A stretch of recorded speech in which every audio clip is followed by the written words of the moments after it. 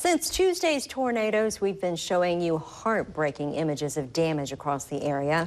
One of the hardest hits is along one street in Youngstown. News Channel 7's Austin Maida went there today and has more on the people who live along Sunshine Drive. Austin, what did you see there today? Nisa, Barry, there really is no way to sugarcoat what I saw today on Sunshine Drive in Youngstown. House after house, just a shell of what they once were. Roofs ripped off, as well as totaled cars, boats, and RVs. But one other thing I saw is a bunch of neighbors helping each other through it all. Sunshine Drive is located in the Bayhead neighborhood of Youngstown. They were put through the ringer as a tornado ripped through their community. Terrifying. This has been the scariest experience of my life. This is worse than Michael. In Michael, we had a little bit of damage. We had a lot of trees that we lost, but our house was livable. Just total devastation. People's lives just strewn everywhere in a matter of minutes. Strewn everywhere, thrown around, and torn apart. It took our camper and moved it into the backyard toward the back end out of it. Put a huge hole in the roof over our garage and 2 more holes in the roofing over a bedroom. Vehicles stacked on top of other vehicles. When we came out to survey the damage, we weren't able to find my car. Went out to our backyard, saw all of our fence completely destroyed, and my car had flown through our fence onto our neighbor's boat. But through bad times, good things can grow, and shared experiences can bring people together, something that was apparent as I walked through Sunshine Drive. The people, you know, are resilient. They were out here cleaning just right. When my husband and I walked down here just 2 hours ago, this tornado had hit, and people were already picking up, cleaning up, and, you know, everybody was helping everybody. We've definitely been blessed with a lot of people helping. The cleanup that's happened in 2 days is amazing. Folks say it's a testament to all of their neighbors on Sunshine Drive. The community has been amazing. We did not have community like this really where I was from. We've had so many people stop by and offer food, water. Neighbors are banding together to make the cleanup an easier process. Debris that would have taken weeks for us to move, and they've moved it in a couple of days. Even though we may not all know each other's names, we're here to help. That was true in Michael. Things can be replaced, but community bonds like this are hard to find. It's just stuff. Stuff can be fixed, but no one was hurt. That's the blessing that we got out of it. Now be sure to tune in tonight at 10. We'll feature the hard work of volunteers who are stepping up to assist the people of Youngstown in our Faces and Places report. A young family will have to carry on without a beloved husband and dad. Last Friday night, 40-year-old Joshua Johnson and his wife Jessica were shot by Jessica's stepfather in the Sweet Bay neighborhood of Panama City. Joshua unfortunately did not survive his injuries, but Jessica did, and her family tells us she's recovering at a local hospital and making great progress. News Channel 7 sat down with Jessica's sister today for an exclusive look at the life and legacy of Joshua Johns. So charismatic and so funny and the best storyteller. It's a love story that began at a young age. Josh and Jessica met in the 3rd grade.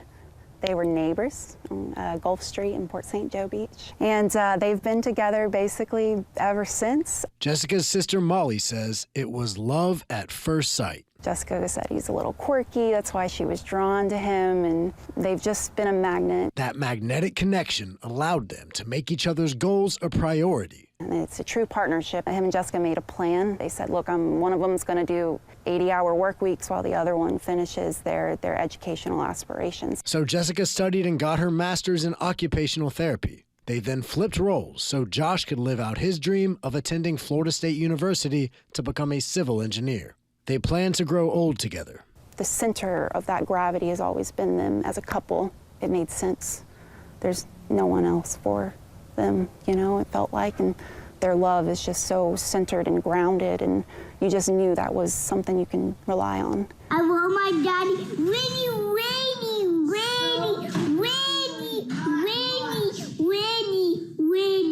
oh my God. Oh my goodness. A father to 2 boys, 7 and 5. Molly says Josh and Jessica's love story felt complete. My hairdresser really isn't a talker. He's focused on what he's doing. He's very focused. He loved her so much, and he knew what he had was special. And I think his goal in his life was, how does he take this love that he knows so much, and how does he spread that? How does he make more of that? Now, that love will live on in memories. He was great. And I think I knew that's how much he loved her. This deal with some little 13-year-old that follows her big sister around everywhere and worships the ground she walks on, but Josh did that too. He worshiped the ground she walks on. He thought she was an angel. And now Josh is their angel. Molly says they'll make it through day by day because they have to for the boys. You can see it in them. That's a copy and paste of their love every day. And I think it shows. That's their love story. A story cut short on time, but one that will live on through Josh's legacy. In Panama City, Austin Maida, News Channel 7. If you'd like to help the Johns family during this time, a fish fry to benefit them is being held tomorrow at the University Academy in Sweet Bay. And a memorial golf tournament in Joshua's memory is taking place next month in Chipley. And Austin, we understand the state is sending additional crews to help with the cleanup and recovery. Yeah, Jess, Barry, they are sending those crews, and it is indeed a time of recovery. Here in Florida, we're used to hurricanes, but these sudden storms that produce tornadoes are hard to prepare for. Today, I visited people who live along a street in Esto who are now picking up the pieces. James Merrill of Esto was away from his home, visiting his ailing mother Saturday morning when his phone rang. I got a call from my wife who's in the closet saying the house is coming apart. She's by herself. I couldn't get back. It was a desperate feeling, and not only as a husband, but as a man, that you couldn't get to your wife. James' wife was unharmed. The house is another story. It's together, but everything's leaking. All the walls are starting to blister.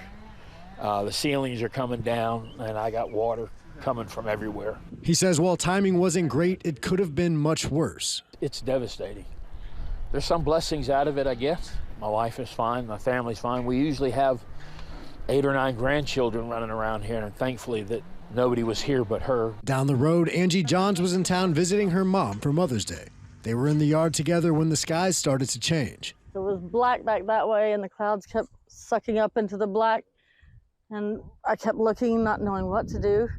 We ran inside and huddled together and started praying. I looked out the window and seen everything going counterclockwise in a circle. Once the tornado passed, Angie stepped outside to see the damage. Back it busted all this.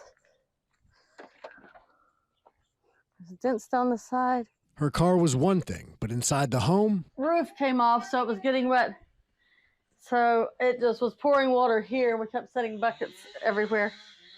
They drilled a hole in the floor so that let the water out. The ceilings fell in. We're trying to get it off. We did a lot to get it removed. My mom's bedroom's the worst. James has been through it several times before, in Panama City, Miami, and more. Having gone through Michael, I was part of the team that responded to Andrew, Opal in '95, Ivan in 2011. It's tough, and right now we're trying to save everything. It's always different. It gets harder the older you get. I'm fortunate to have my wife. Angie's family is trying to move forward. Trying to salvage pictures and sentimental things. We had a big enclosed 14-foot trailer. It was across the street upside down. Both say the help they've received so far, from neighbors to strangers, law enforcement, and even inmates, has been vital. This community has been remarkable. It's going to be a long road, but we're gonna be okay. We could not do this on our own.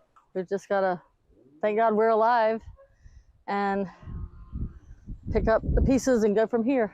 They say rallying together in times of need is what makes the Panhandle 850 strong. They're remarkable. I'm a city boy. I'm glad to be in a country community, and there has been an outpouring. And as a reporter working here in the Panhandle, I've seen this kind of destruction several times now.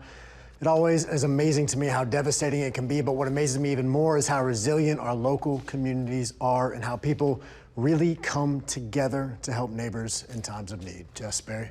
The damage in Jackson County is horrific. We have 2 reporters in that area, Austin Maida and Braden Malloy. We began with Austin and Mariana, who spent the day following residents who combed through the damage at their homes. That's right, I'm up here at Florida Caverns RV Resort in Mariana, where storms rolled through on Tuesday morning, left severe damage to a lot of the mobile homes and RVs here at the park. I visited with officials and residents to assess the damage. My wife woke me up. We were in our RV because I stay here. And so we were going to go to the store and take shelter up in our convenience store. And she went out ahead of me because I wasn't quite ready to get there yet. So I stepped out a little bit behind her. And I didn't get 3, 4, 5 steps out of my RV. And everything went pear-shaped. The whole world went crazy because the wind started going sideways and started to tried to blow me up off the ground. So I was hanging onto my truck for dear life. Got beamed in the noggin. And about that time is when the first responders started rolling in. And I mean, that was fast, because this whole thing happened in like 2 minutes. It was one of the worst things I've ever been through. This park has been totally devastated from Hurricane Michael, and now they're right back at square one again. Is it the community feel of, okay, we're going to rally together now? What is y'all's plan as a group now? Yes, I have seen more people in here helping us. The rescue people were amazing. The police was amazing, and we've got churches have come in and cleared all that you see for us to drive and get to this building where we're standing in front of, in case that other band came through. We went literally door to door and checked everything. I think final tally is no deaths, so thank God for that. But we had 7 injuries, none of them life-threatening. At that point, your perspective changes a little bit since people are safe. And you look at this. Michael was worse, Hurricane Michael, because here, these are details. We can rebuild this. Michael, we had to rebuild the infrastructure. We had to rebuild everything. Well, I don't have to do all that this time.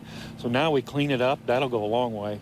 And then, of course, repairing some of the damage. We're going to have to get some of the RVs out of here and things. But all in all, if you can say you're lucky, we got lucky on this. As bad as it is, and it's pretty bad, but you know, I got my folks out here working. I haven't told them to go do it because I have good people, and that's really the secret. Hire people with character. So as you can hear and see, a lot of damage up here at Florida Caverns at this RV resort. The folks that had just finished in the past couple years cleaning up from the Hurricane Michael damage are set to do it all again. So reporting from Mariana, I'm Austin Maida, News Channel 7. Well, speed bumps were the hot topic tonight at the Holmes County Commission meeting. One road in particular has had its share of speeders. Speed bumps had been placed on the road for a short time, but were recently taken up. As Austin Maida reports, after a fatal accident last month, many residents want them back. Coursey Road in Westville runs between 2 major roads, and many use it as a quick detour to save a minute or two. So this road is a cutoff between Highway 185 and 81. It's often used by large work trucks. They use it to cut across so they don't have to go an extra couple of miles around. Coursey has a 35-mile-an-hour speed limit. In early 2023, 3 speed bumps were installed to combat those who used the road to zoom through. They were working. I mean, they done exactly what they were supposed to do. Everything was working good. People were slowing down. The neighbors on Coursey were happy that the new speed bumps made their streets safer, but they were quickly met with some opposition. A couple of people complained they was having to slow down to go over the speed bumps. And like I said, the right people knew the right people, and the decision was made to take them up. So the bumps only lasted a few months and were taken down in March. As I was listening to resident concerns, a great example zoomed right by. When they took the speed bumps out, this is what you got. And you can see behind us,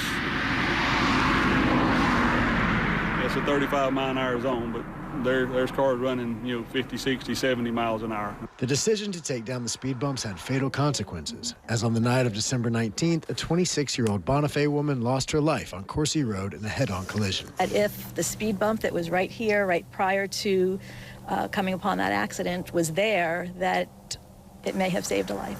That lady lost her life, and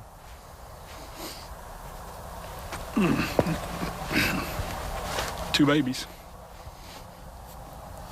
Sorry, but no mom. That's tough. The neighbors took their concerns to the Holmes County Commission meeting on Tuesday night. And while it wasn't on the agenda, they used public comment time to let their voices be heard. They need to take some responsibility for these roadways. I mean, Holmes County has some awful, awful intersections. Be real. I mean, what if that was your child? What if that was your spouse that was just hitting that vehicle? The residents are asking for the speed bumps back and asking for drivers to do the right thing and follow the speed limit. You just need to think about the other person. You're not the only people out here. You got to pay attention to what's going on all the time. In Holmes County, Austin Maida, News Channel 7. It's powerful. Holmes County commissioners agreed to put the reinstallment of the speed bumps on their next agenda.